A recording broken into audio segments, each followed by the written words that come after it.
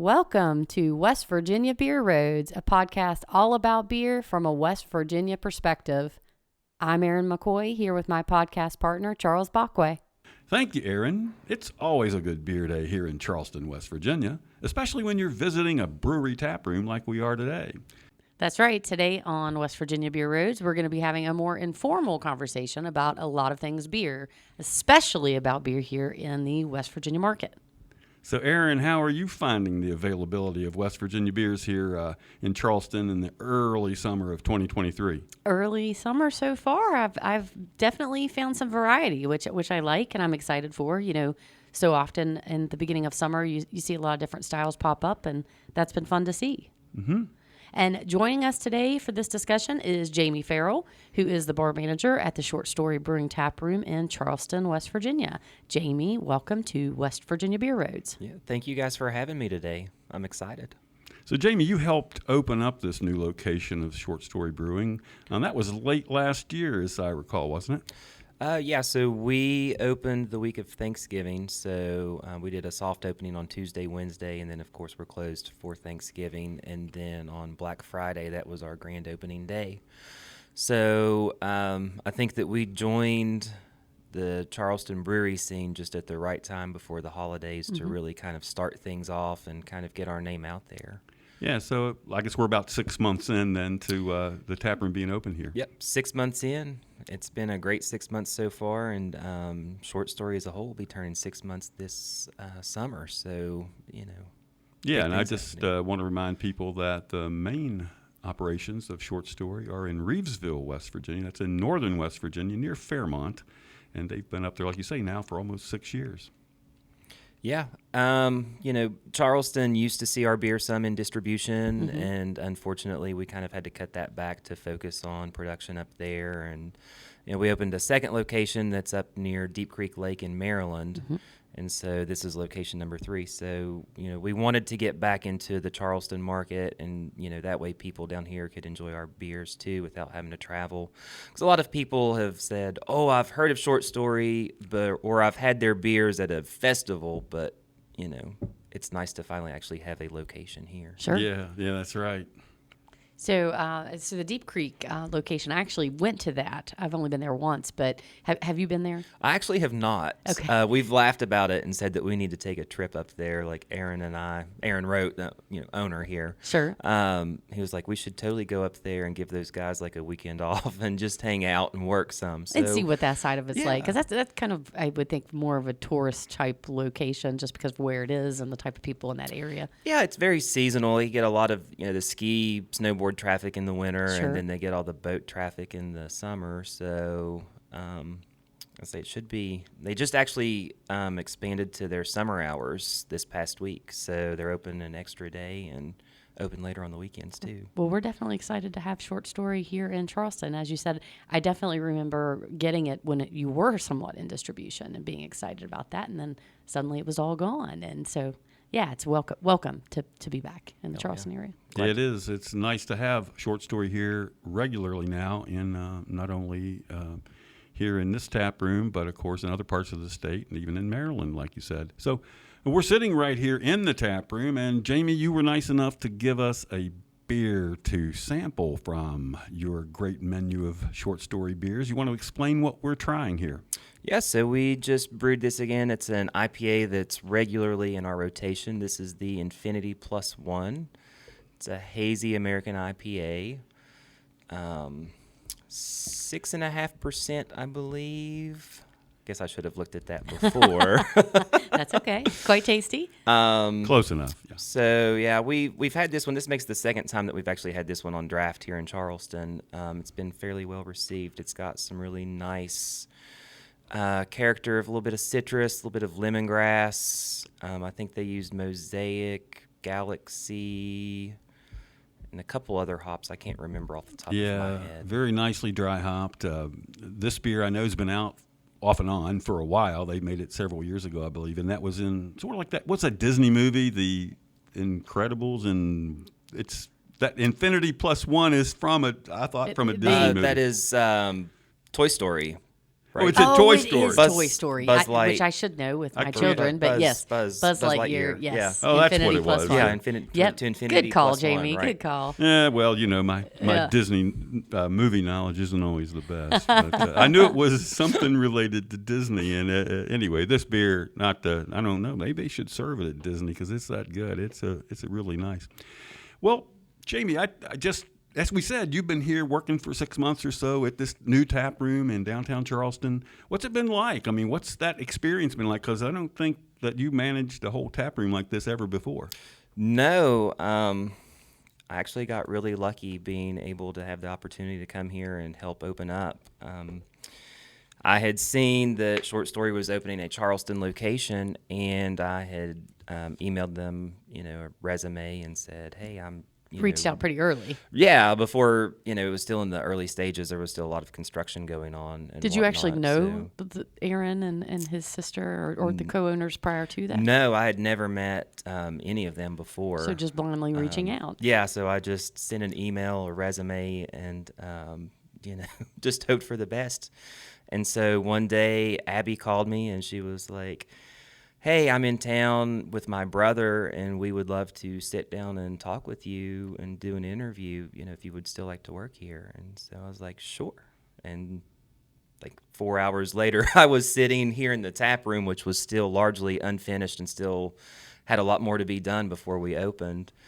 And so then the following week I came in and I helped Aaron kind of finish up with all the final construction, and we laid floor and stained countless numbers of boards and wood, and put all the final touches on the tap room. And of course, Aaron and Abby are the brother and sister team, and also Abby's husband, Mike, is the head brewer. Yes. And developed all these wonderful beers that Short Story has brought to our market. I just wondered, though, getting back to when you were thinking about applying for this job here, I mean, what got you started in craft beer? What's your background before you were here? So I've always just been a very, very aficionado, if you would, with all things craft beer. I can remember the first time that I had Sierra Nevada Pale Ale down in North Carolina many, many years ago, and that was kind of my gateway beer into the world of craft. And back in that time, there wasn't really a very large market of craft beer in West Virginia. I believe that you couldn't even get Sierra Nevada Pale Ale in West Virginia at the time because of our laws. So it's been quite a while.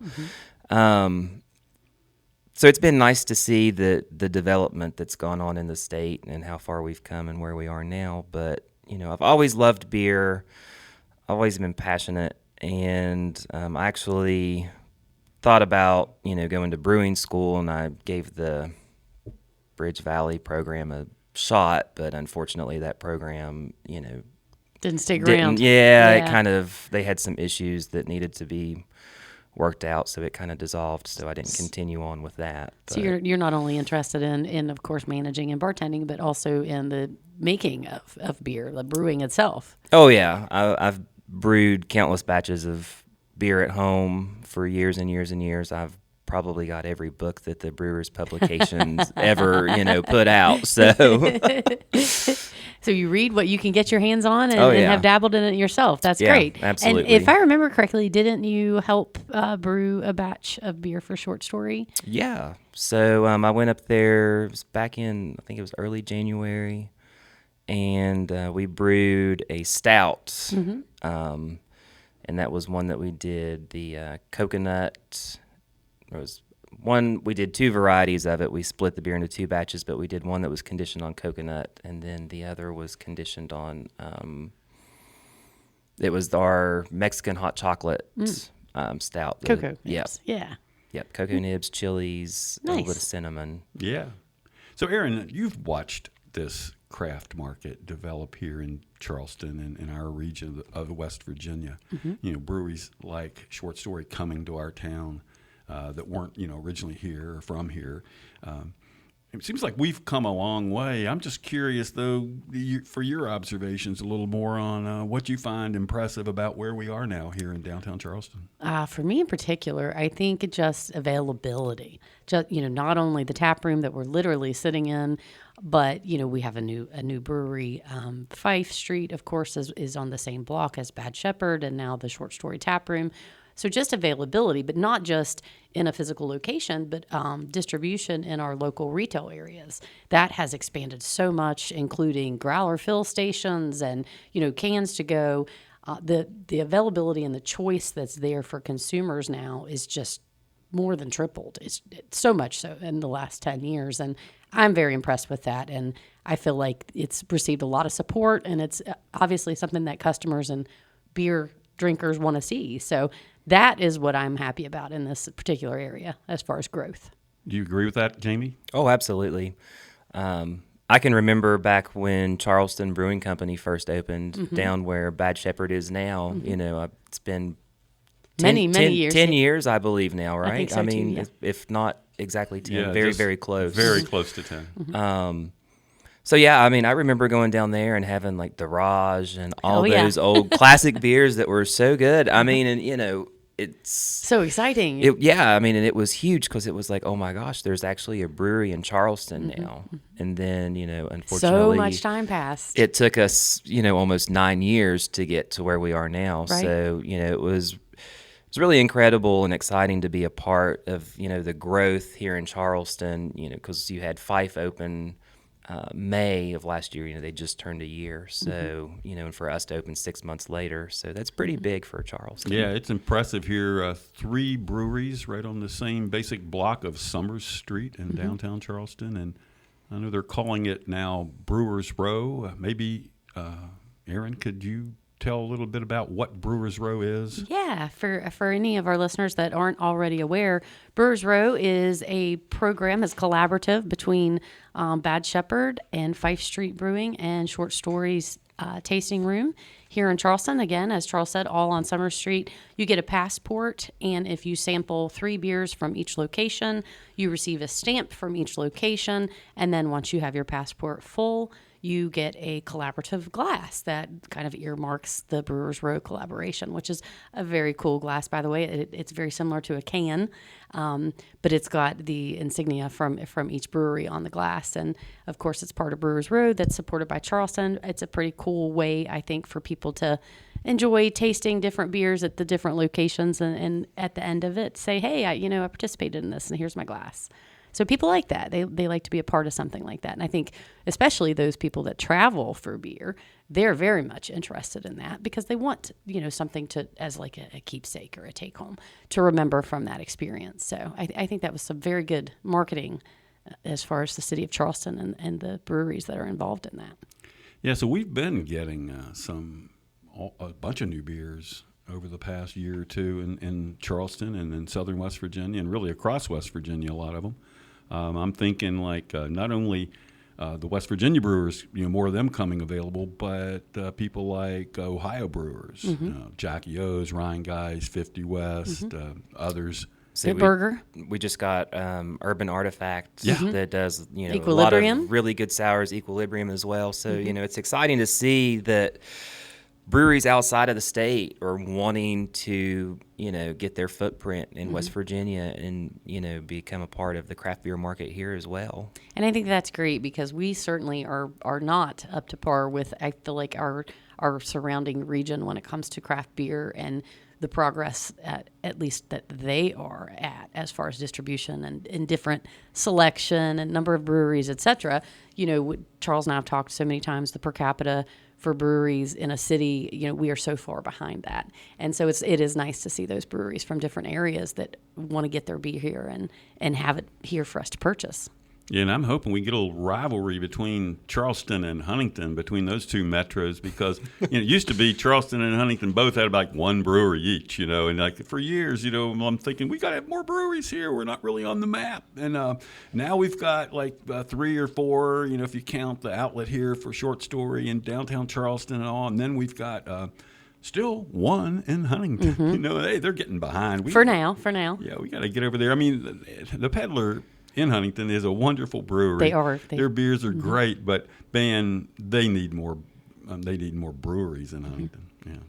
And well, and one thing this area definitely does is support each other. I feel like, as far as like the brewery families themselves and different businesses, they're all very supportive. Like it's welcome competition. It's not something that they don't want. So I feel like they definitely would support that. Yeah, as well. I don't even know if I would call it competition really, and that was the whole idea of the Brewers Row concept was, so many people would come in and they would say, "Oh, it's really brave to open up a spot right beside of another, brewery," and it's like, well, funny fact is they were the ones that actually told us about this space and said like, "Hey, we can, set, up a time for you to, see it." So, it's nice whenever you've got 3 breweries on one block and all 3 of them are supportive of each other. I mean, I can tell you, I go visit each of the other, the 2, and I see people that work at both of those locations coming here. Sure. So, I mean, there's definitely a nice,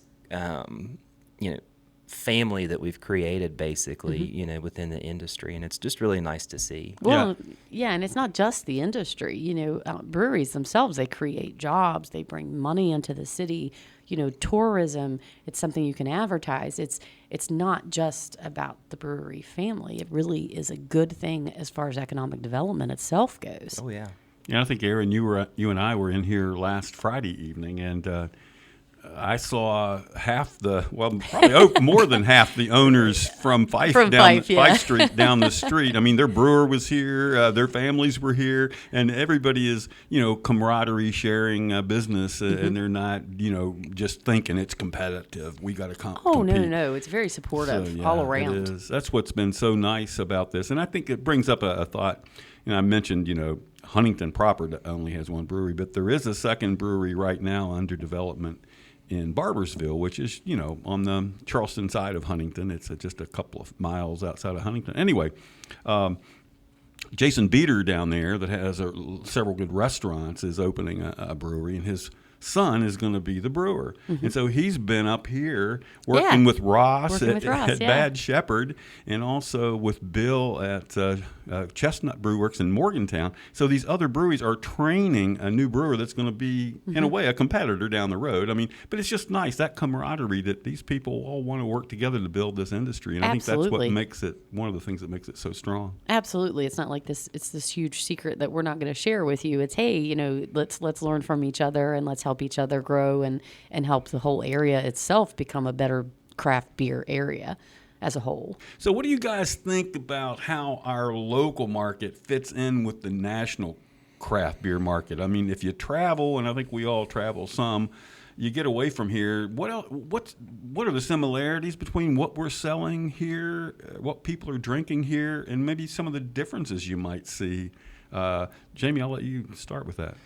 So, from my observations and traveling and going to different beer festivals in different cities, hazy IPAs are, to me, still seem to be leading the pack as far as what the consumers are wanting the most. But it's been really nice here in the past couple of years because it seems like lighter styles of beers like lagers and pilsners, Kolsch and everything, those have been starting to make a real big comeback, and they've started to become a lot more popular with consumers and with brewers. And I know, from the brewing side, that's what a lot of brewers would prefer to drink most of the time. They don't want to drink a hazy IPA every day. They just want like a really nice clean lager or something. Right. So, it's nice to see that those styles, the old styles are starting to make a comeback. Do you feel like that's coming back as much in our area? Because I only ask that because I personally feel like we're still not quite there as much as other areas. Not as much. I mean, and it's funny because I think majority of people in West Virginia prefer a lighter style of beer that has a little bit of less, hop flavor and aromas and characters. Sure. I agree with that. So it's really funny that, I mean, in West Virginia breweries, from what I've seen, are great as a whole. I mean, usually, there's cranking out some lagers or some light styles here and there, but I'm surprised that they're not doing more Right. of those. That's kind of what I And- was implying. Is Yeah, I I feel mean- like we're not quite there yet, Yeah. but on that trend maybe. Yeah, I think there's and this happened across the country, one just in West Virginia, but there's a difference in when brewers are getting started, like early on in their brewing skills development, of what they like to brew is often beer with flavor, and they want the IPAs or the big stouts. They might, gravitate more to that than they do just the plain or more simple beers. Then as they develop over time, and even as a market develops, because often the people that jump into craft beer are going crazy over imperial stouts and big double IPAs, and it's the kind of thing that gets the attention. Then 5 years down the road, their taste they start drinking craft lagers. They're drinking. Yeah. Getting back to the flagships. Yeah. Yeah. It's funny from the brewing side too, though. It's harder to brew a very nicely executed lager that's just really crisp Sure. and clean than it is to brew an IPA. Mm-hmm. You can hide some off flavors or some unwanted The art of the brew. flavors in an IPA or something like that has a lot of big bold flavors versus something that's just really crisp and clean. Mm-hmm. So Yeah. Yeah, So, that's a good point. Aaron, you agree with some of those thoughts we've just been saying? Oh, I do. Yes, I do. Absolutely. I agree with that. And I also think that, brewers and breweries themselves, obviously they have a schedule they have to keep. They have a certain amount of beer, not necessarily amount, but styles that they repeat and keep on at all times. And that's got to interfere with their process too, especially if you don't have a consumer demand for that lager or that Pilsner, it does take more time to brew those particular styles or can. And so that's got to interfere with their schedule, what they want to put out. And, the whole back and forth with the supply demand, it definitely is a real thing. And I think until the consumers are very clear about wanting to get back to those flagship styles, I don't think we're going to see that in the near future, anytime real soon. And I think it's really partly, too, just the development of the whole craft beer industry because, 20-some years ago, whatever, brewers were competing against big beer, which was all, pale lagers or light lagers, and they didn't want to ever touch that area. They didn't want to brew a lager. Now, so many good, really top quality craft brewers, almost all of them across America, and some in West Virginia are brewing really good lagers, including, and we'll get into that a little bit later, but including Short Story's got a good lager here. But I want to save that for just a minute and move over to more of that's the beer styles develop. I mean, we've seen in like we were saying, the ascendancy of IPAs and now the hazy IPAs. What do you think it takes to make a popular style? I mean, why do we have style trends? Do you have any thoughts on that, guys? I feel How do they get started? I'm going to let you start, Jamie, and then I'll chime in. So, I've honestly never really thought about it. I think sometimes you'll get a brewery that does a style very, very well, and they gain, national attention for it. So others follow suit. And then everybody else decides to do it. So it's kind of like the whole, hazy IPA, craze. I thought you were going to get into the sours. I could. But, you got Trillium and Treehouse up there that were kind of, the original breweries that started Hazies. that whole hazy, Another IPA half. craze. Yeah. And so people across the country decided like, oh, these beers are really good, but we can't get them. So, people would line up for a mile at Treehouse to go buy beer, and then they resell it and ship it to across the country. So then, other breweries got on board and said, hey, let's start making this style of beer. So following suit with the big boys. Yeah. Or the ones that initially got very popular based on that style because they were doing it well. Yeah, absolutely. Yeah, that makes sense. Jamie, you spent a lot of time, I'm told, in Asheville, North Carolina, which is one of our great beer regions of America. Could you talk a little bit about what you think makes that market so popular, even to you today, and maybe some of your favorite brews and beers and breweries there? So the market in Asheville is very diverse. I think they have over 80 breweries in the Asheville area now. Think about that I per mean, capita. Yeah. Wow. It's one of the That is just impressive. it's one of the most, saturated, Sure. markets, in the country, sort of probably like Portland or somewhere. Yeah. It's crazy, but if you go from brewery to brewery, a lot of them have certain things that they excel at very, very well. But unique to that brewery, not necessarily the actual all of Asheville. Right. Yeah. One of my favorite breweries down there is Burial. No, everybody's. I was going to say, I don't think that too. anybody ever has anything bad to say about those guys. No. But they're cranking out a lot of hazy IPAs. But then they do a lot of other styles very, very well too. They do a lot of stouts. They have an excellent sour program. A lot of barrel aged sours that they'll age for 1 to 2 years, and that's a thing of patience, and it takes time. Sure.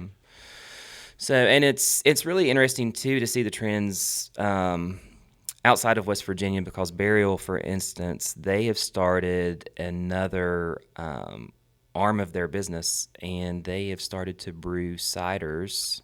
And they have also started to do wine as well. Interesting. Their wine cider branch is called Visuals. It's still owned by the same people, but they've decided to kind of venture out into those markets as well. Branching out to all craft. Yeah. And so there's a couple other breweries down in Asheville that have kind of followed suit, and they're starting to brew more ciders, or there's even places that are brewing like ginger beer. There's a place down there called Ginger's Revenge, and they have like 8 different flavors of ginger beer on draft. Interesting. Hard ginger beer. It's like 5% usually, depending on the style. But it's interesting to see the trend almost away from beer, even though that it's a beer-heavy market. But finding other places that are doing alcohol-forward beverages. Like, what can we do to differentiate? Yeah. So they're trying to get a little bit creative and different. But I mean, here in the past probably month, there has been one new brewery to open in Asheville, and there's another one that's scheduled to hopefully open here within the next month or so too. So they're still growing. They're not growing at the rate that they were. Oh, of course not. But they're still growing. But it's interesting to see just how saturated that market is compared to West Virginia, because here we only have 33 breweries, I Something think. like that. Right Something around like that that. area. It's like But the yeah, 30s, and they but have that's over in our entire state, and you're right, talking about a and city. they have over 80 within their Yeah. immediate city. Well, So Burial is definitely one that I really enjoyed. I also enjoyed the Thirsty Monk. I like Belgian beers and just different style. Of course, there are certain iconic places you have to go to when you're down there. But absolutely. Are there other breweries that stood out or stand out to you when you frequent there besides what we've already mentioned? Oh yeah, downtown. They're kind of newer. They just turned 3 this year. Dissolver. I've heard of Dissolver. Downtown. They're doing some really great stuff. They do a lot of IPAs. They do some sours. They do stouts. They've got a really nice lager program too. They actually have invested in a couple lagering tanks.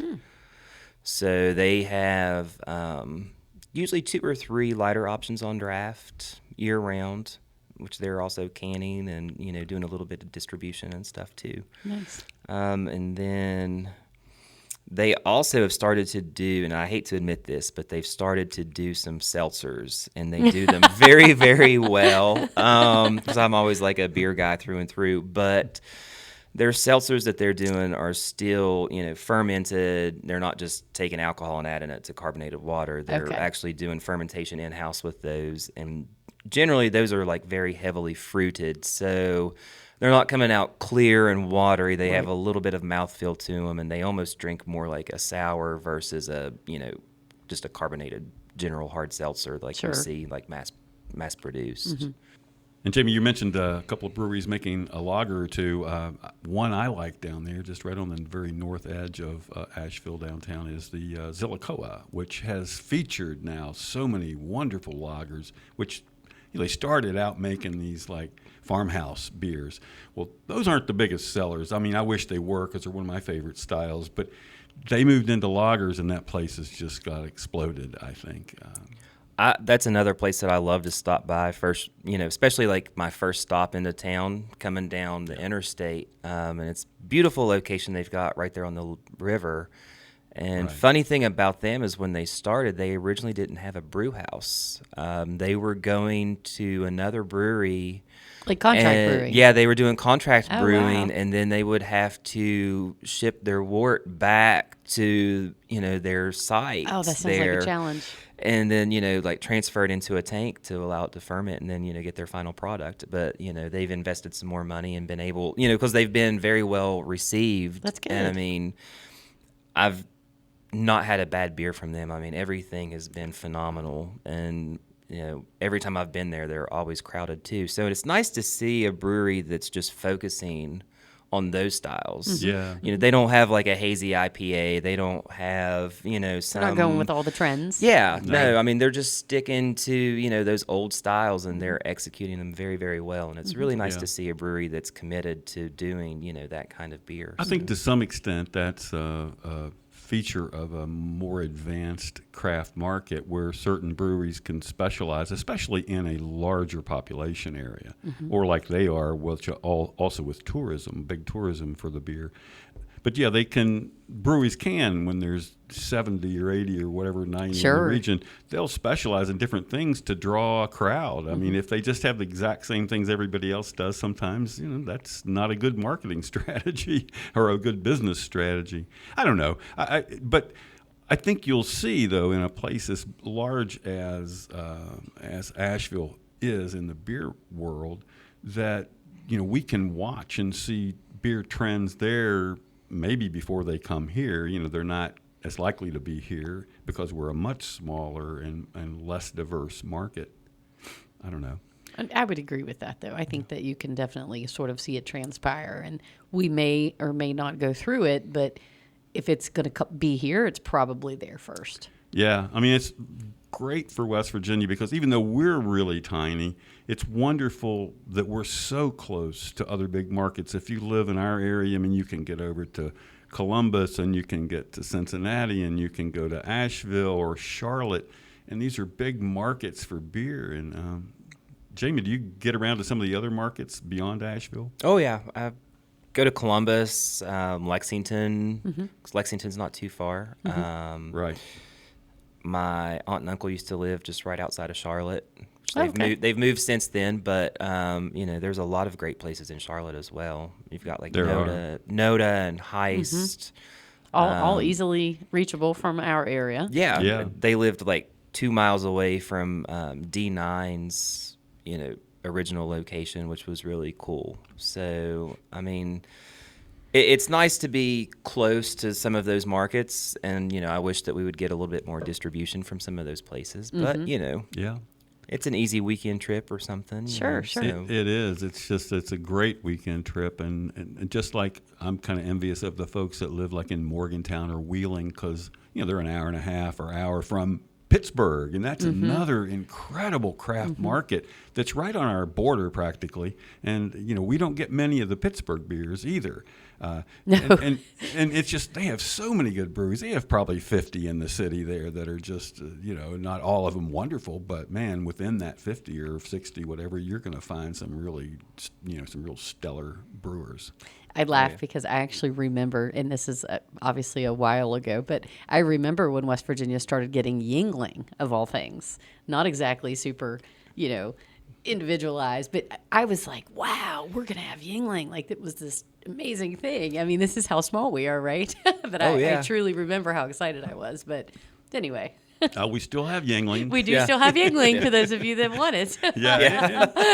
And the Brewers Association calls it a craft brewery. They so do. It is an independently owned brewery that's not that does focus just on a handful of beers. Anyway. We're going to take a short break, and I think, Jamie, you've got us another beer. We're going to pour. We're going to come back and talk about that beer and get into a little more about the story of Short Story Brewing here in Charleston, West Virginia. Looking forward to it. Absolutely. Okay, we're back at Short Story Brewing in downtown Charleston, West Virginia. A wonderful tap room for these guys. And Jamie Farrell just poured us another beer. Jamie, what are we going to be drinking here? So I've got you guys the Argonaut, which is our Hellas Lager, which is a great seller here at the tap room. It is a favorite amongst staff and bartenders and brewers alike. It's just really nice, it's lighter style of beer. It's got a nice bready flavor, little sweetness on the finish. Just kind of really lets the malts shine through. It's not, overly hoppy or anything like that. So it appeals to a lot of people. Clean and crisp, for sure. Clean and crisp, yeah. It's about 5.5%. I think it's 5.5, yeah. And I can see it as being one of the best sellers because it is one of those light beers that maybe somebody new to craft beer doesn't really know what they want to try, and that's always a good starting beer for someone in that position. Yeah, and I know a lot of people that kind of say, if they're into the more flavorful beers or big malty beers, whatever, or big hoppy beers, they get to these kind of Hellas lagers and they kind of think, well, it's not wonderful. I mean, it's good. They drink it, but they don't appreciate the beauty and the complexity that's in this beer. I mean, to me, you just got to dial yourself back. It's not going to knock you down with big flavor and alcohol. That's not what this beer is about. It's much more subtle, but in that subtlety, it has many different facets. Agreed. It's quite complex. Oh, yeah. Great flavor and it's funny just, from my experience of drinking beers and, we talk about trends and everything, I find myself personally going back and enjoying more lagers and pilsners and, lighter styles of beers versus the IPAs and imperial stouts the and big everything. boys. Yeah. So, Well, and it is a craft lager. It's not going to taste like we were just talking about Yingling. I mean, like their basic lager. It's not going to taste like a light beer. It does have flavor. It does have complexity, and that's to me a real accomplishment for this brewery. For Short Story, this beer has been they've probably made it 3 or 4 years, or maybe a while. Oh yeah, it's definitely been in the rotation for years. Yeah, I mean, and but like I it's said, so good. Yeah, we try to keep it on all the time because it is so popular.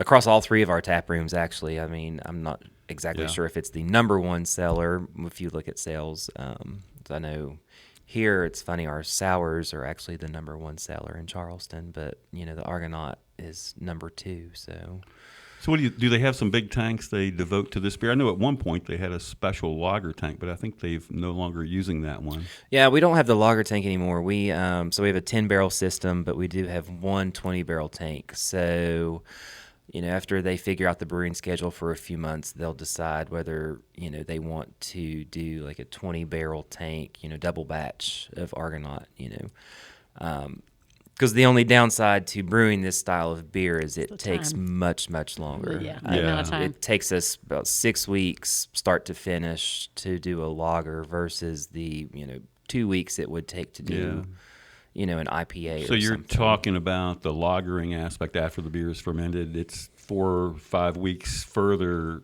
just in a cold tank, storing it, lagering it, just doing the lagering process. So, and that's what it. You've got to do that in order to get this end product that is very just clean and crisp and just refreshing, and it doesn't have Right. Yeah, the lagering process takes that long because the yeast are kind of cleaning up the beer, and it just takes a long time at that colder temperature to allow that process to happen. So that way, it's just really nice and crisp and clean and easy drinking. It's a very quaffable beer, as you would might put. So. Yeah, and I think that's something that a lot of just average kind of beer fans or beer drinkers don't really understand is the amount of time, the extra time it takes to make a good lager. That lagering time, those weeks, means that you tie up those tanks. And that's, we were talking about maybe earlier there, I don't know if I mentioned that or not, but that some craft brewers don't even make lagers, or they used to not hardly make any lagers 20 years ago, because one reason was that they took so much time and they would tie up all the tank space, and they wanted to be making these quick turn ales that they could make in 10 days or something and get them out on tap and start making money. And if you had to tie up your tanks for 4 to 6 weeks more or something, man, it was harder to make money. Sure, that has to make a big difference. And kind of one of the thoughts that I have, with this new tap room here in Charleston, and of course you've got Deep Creek and you've got the main production facility. I definitely have a question regarding like production itself, and the volume of beer that's coming out of Short Story has obviously tripled since the beginning, but the actual equipment has not changed. It's the same equipment mostly. But so much more volume is coming out of that. So how would you answer a question as far as how are you all adjusting to that as far as production and making sure each area has enough beer? I know earlier on in this conversation you said obviously there's no distribution anymore. I'm sure that's why, but can you talk about that a little bit? Yeah. So I mean, they've definitely, we've had to cut back on accounts, distribution wise. There's still some that see our beer regularly that we've had for years and years since we first opened. And I think those would mostly be probably in the Fairmont, Morgantown area. Yeah, and that's correct. So like any beer that we do distribution wise is close to the brewery. Like I said, longtime customers. So it's definitely opening a third location has put a little bit of a strain on the brewery. So they're basically, as soon as something gets packaged, they're like cleaning and then brewing like in the next day or two. Not wasting any time. Yeah, like I mean, tanks are constantly full of beer no matter what. And the discussion has been had that we might need to expand the brewery a little bit. Yeah, I've asked that question before, but I'm glad to hear with the kind of cash flow that you're seeing here with beers not sitting around, they're selling fast. Boy, that would help finance an expansion if that's what the owners wanted to do, and I sure hope they do to get a little more beer into the market. Oh yeah, absolutely. And it's funny, people are like, well, why don't you open up a brewery down here? And it's prior to this past legislative session. Sure. West Virginia breweries were limited to only one production facility. Right. So, right. Which that just changed this year, fortunately. But, it costs a lot more to put in a second brewery than what it would to expand what sure, we currently have. So, yeah, the cost of a production facility versus a tasting or a tap room is I'm sure very different. oh yeah. So 2 hours is not that terrible of a drive. It's definitely doable. Oh yeah, and we've got enough people that now that we can have somebody meet halfway. Partway. Yeah, so shorten it even. So that much way you more. don't have one person having to drive 4 hours one day. Yeah. So it makes it easier on everybody. Well, so let's do a little deeper dive into the Short Story Brewing products. Guys, and I get both of you to answer this. What do you think it is that makes Short Story's juicy, hazy IPAs so outstanding? There's definitely a demand from the consumer, so that always helps. And Sure. But what creates that demand is, I think, the main question. Yeah, the flavor. How do they get all that flavor in there? I mean, these guys, and I've said before, they're on par with a lot of the good hazy IPA brewers from around the region. That Mike and his crew up there brewing. But what is it? Can you quantify a little bit of what do you think it is that makes them so good? I would say Mike and Cody are definitely doing a good job with everything. They are very, very meticulous, and they are very, very careful from every step of the brewing process, start to finish. And so I think whenever you take that much care and you have that kind of passion and drive to create that final product, it really definitely helps out in the end. I know that they are there 5-6 days a week, putting in long hours. And it's nice that, Cody's kind of stepping up and he's having a little bit more freedom, and he's created a couple beers that have been pretty successful. And let's talk about the flavor a little bit. I mean, about the way they taste in the mouth. I mean, that makes them such fun. Well, I want to say, I feel like they have dialed in their recipes. Oh, you yeah. know, whatever they developed for that recipe for that specific, say, hazy, it's not only dialed in, but it's repetitive. They're able to recreate it exactly. It's not, they don't change out I'm assuming anyway, from a connoisseur standpoint, they don't seem to mess with their recipes. They're not changing out their hops. They're not switching out their ingredients or swapping, unless I imagine there's some sort of emergency. But basically, they're able to recreate exactly that product, and it's always going to be the same. You're always going to be able to count on that flavor. Yeah. And it's there. Consistency is definitely key, Yeah. especially this day and age. You know, if you can't make the same product Right. consistently, people eventually they will figure that out. Sure. And they'll call you out on it. They'll say, "Well, you Oh, know, yeah. I had this beer, 2 months ago, and it's not the same now."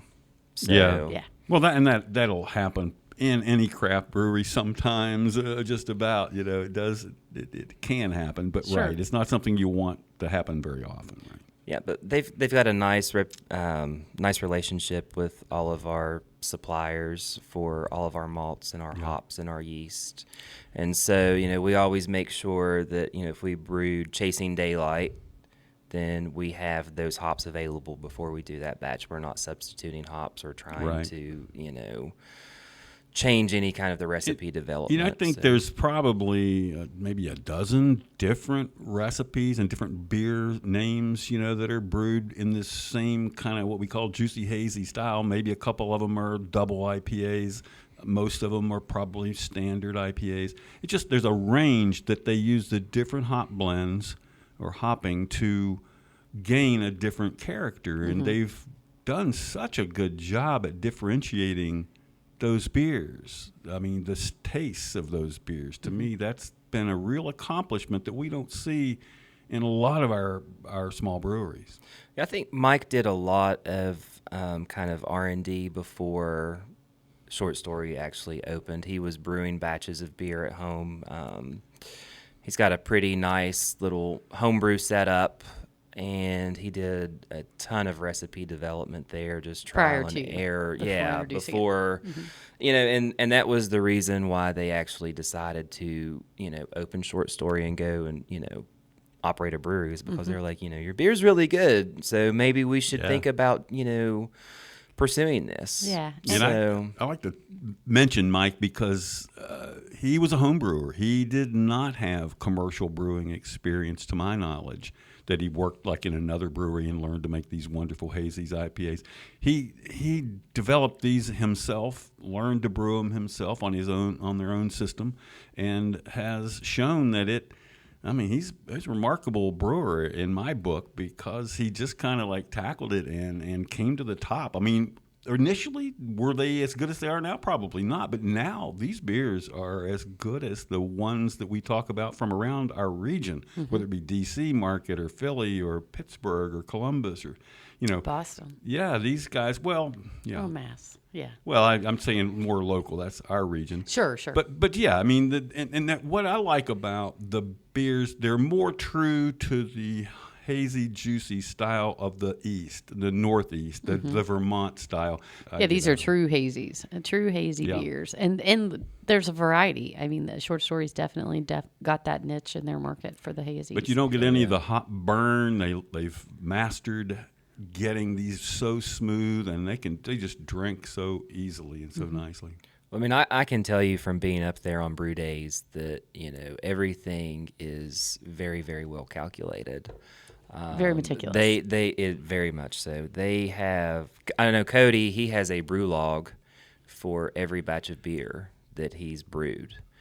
And he takes notes every single batch. And so, they've got the hop schedule, for whenever they're adding hops to the kettle or whatever, they're saying, okay, well, we're going to give it 60 minutes. And then, there's a big clock on the wall. So, all right, time is whatever now. And then 60 minutes from that, then we're going to do this or we're going to do that, So it's very So- managed, very time. Yeah. time And I mean, and product I was management. going to say time and then like temperature control. Like I said, everything is very, very meticulous. And, I think that really shows in our end product. Well, let's switch gears a little bit now and move over to the sour beers that Short Story brews. And you mentioned earlier, Jamie, that those were the most popular styles right in the Charleston tap room. Yeah, it's funny. So when we opened, we had 2 sours on draft. They didn't last as long as what we had hoped because there was such a demand for them here in Charleston. And I Sure. think that we might have, kind of Maybe underestimated that underestimated, demand. the demand here in Charleston for that. And so we've been trying our best to keep up with the demand here in the Charleston market, especially. Because, like I said, it's the number 1 seller, and then Argonaut's number 2. Yeah, let's talk a little bit about, for people that haven't had those sours, describe a couple of the more popular ones. So right now on draft, we have a blueberry and lemon. Mm-hmm. So they use fresh blueberries and lemon zest, lemon juice in that. And it's part of the Neon series? It's part of the Neon Gardens, yeah. Neon Gardens, okay. So we used to do a sour series that was called Fun with Prisms, Mm-hmm. and we played around with all kinds of different fruit combinations, but those did not have any lactose in them. Yeah, and what is lactose for our audience that may not know what lactose means in a beer? So lactose is just a milk sugar that you can add to the beer, and it is not a food source for yeast. So if you add that to the beer, it dissolves into the beer, the yeast cannot consume that. So it stays in the beer. And the whole point of using lactose in a beer is just to give it that kind of creamy mouthfeel, kind of round it out, smooth it out. Right. Gives a little more body than what it might have otherwise. It does, and even though I say it's a milk sugar, it doesn't really add that much more sweetness to the beer per se, because they're adding it to multiple styles of beers. Breweries around the country use it every day. Yep. But so we found out that using the lactose with the sours was kind of a little bit of a game changer, and people kind of preferred those with Over the fruit. those without lactose. Just to kind of help round them out. So What do you think the most popular fruit additions in those sours? I think the blueberry lemon has probably been the most popular here in Charleston. The other one you have on the Neon Gardens is it's got It's the POG. It's the And passion fruit, orange, and guava. Yeah, Okay. mixture.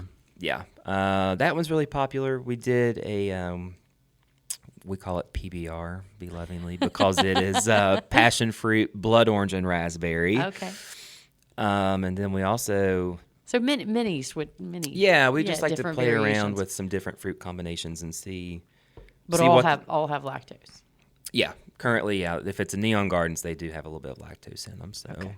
but feedback has all been pretty much all popular. I mean, and it's nice to have like sours on draft too, because a lot of people that don't drink a lot of beer, even they're like, I don't want a light beer.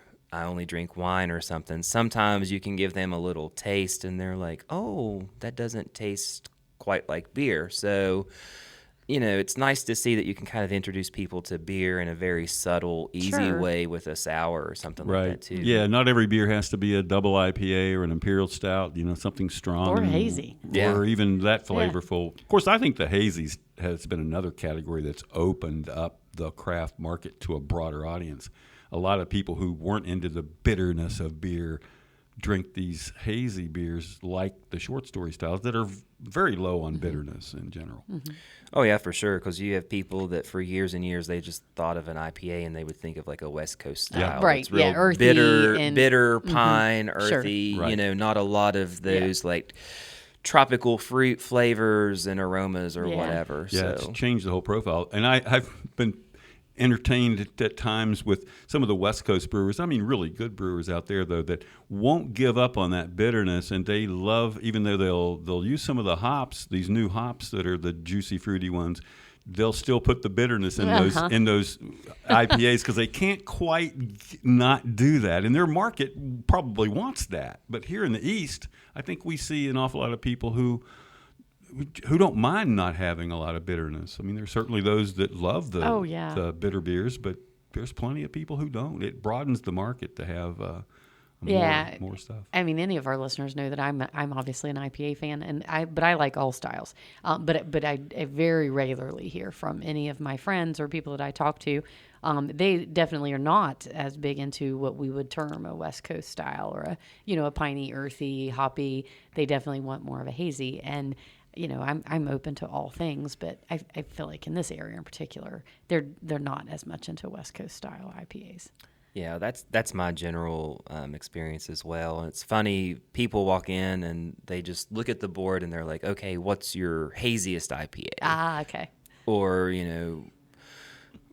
because they're like, I don't want a non-hazy IPA. And so it's Right. like, well, a lot of our IPAs are hazy to start with, but, I can kind of say, well, one might be a little bit hazier than the other. And, it's funny just seeing how consumers order things sometimes because they just go Yeah. on the appearance versus the actual like hop and Right, what's in flavor it. profile of the beer. So Right.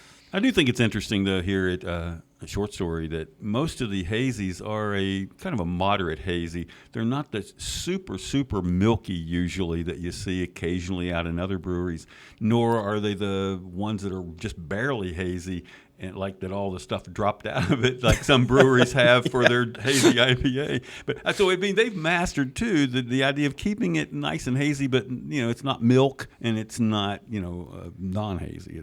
They've done a good job. But let me enough talk about these IPAs and hazies. Before we close this, I want to get you, Jamie, to tell me a little bit about two or three of the styles that are more traditional styles that you also sell here that have found a home here in the Charleston market. yeah, so for St. Patrick's Day, we brewed My Friends Call Me Red, which is our take on an amber ale, and that is actually the first beer that we brewed on our brew house at Short Story. Fun fact about that. Yeah. Nice. So that was actually our first commercial brew was the red. So really good feedback, and it was really popular here in the Charleston market. And that's another style that you really don't see a lot of out and about because it's not an IPA or it's not a sour. So Well, maybe another couple of fast turners though that you get here that are currently in on the menu. Outside of Argonaut, because we know that one is a good I was going to say, when we can keep it on our Kolsch, it turns around really Is that fast. cold beer the here? cold beer here, Yep. our Kolsch. So we're trying our best to keep that on as much as possible. We just had the Cloud Watcher wheat. It's American style wheat. Yeah, how'd beer. that go over here? It's been great because it's funny. We've been here for 6 months, and people come in and they're like, "I'll have a wheat beer," and I'm like, "Well, I don't have one currently, but it's coming." So, And you had a Mexican lager recently. We did the Beaches of Appalachia, which I think when we first brewed that beer, it was actually a collaboration that we did with Weathered Grounds. Oh, okay. Years ago, and then we've started to brew it seasonally now, kind of in celebration of Cinco de Mayo. Yeah, anything else coming up maybe that you think will be here this summer that's not already been a staple? I'm not sure about new. I know that we just had the new IPA come out called Switch Frequencies, which we brewed with an experimental hop. Well, that was a dynamite beer. I had that. the Yeah, other day. that was That's from peach. the peach stone fruit flavors and aromas. It's from the hop breeding company. It's hop number 1019. 1019. Yeah. So there's not actually peach in the beer for those listeners out there, No. but you do get peach flavor from the hop. Yeah, massive peach flavor and aroma. That's the predominant. Yeah, it's a big time hazy and big time fruity, juicy. Yeah, and A I lot of was complex flavors. super happy with the way that beer came out. So hopefully that hop will continue to be popular amongst brewers, and then we'll see more of it, in the market. But I think for the summer we'll probably definitely do more sours. Try to keep those on as much as possible. The Beaches of Appalachia, the Mexican lager, it had lime zest and then salt from J.Q. Dickinson here in Kanawha County. Oh yeah. Which is local, nice. Yep, local salt. Like I said, it was super popular, so I think they're actually going to try to squeeze in another batch of it. Very good. Looking forward to that. And then we actually just filled a couple bourbon barrels recently here in the Nice. past few weeks. So we will have our Fell Asleep Like This That's going to have to sit a back minute, back again this winter though. But that is in the pipeline at least. So Good for the for- people that are asking about that, it is in the works. So it's just going to rest for a few months, and then Pick up those wonderful bourbon flavors. we'll package it whenever it's ready after its little slumber. Sounds good. And before we close this podcast today, I know here at Short Story Brewing in Charleston, you guys just recently added food service to your tap room, something you didn't open with, but now it's been added. Could you talk about that a little bit and how important it is to keeping customers happy? Oh, yeah, absolutely. It has been a great success. So when we opened this location, we had a space that we could use as a kitchen, but we wanted to focus on beer at first. So we were like, we'll figure out food later on down the road. Luckily for us, Aaron, our owner, is friends with the owner of Lefty's Place up in Morgantown. And so they were having a conversation one day, and the joke came about that, if you ever want to open up a second Lefty's in Charleston, I have a space for you.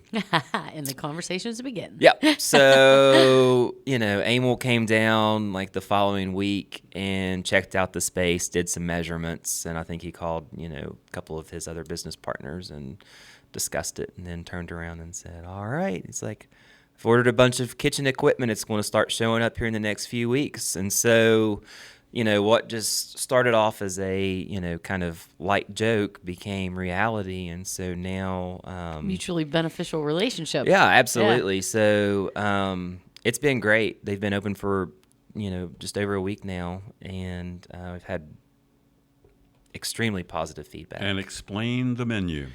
So Lefty's specializes in the Detroit-style pizza, which is kind of a thicker crust. Deep dish. Deep dish.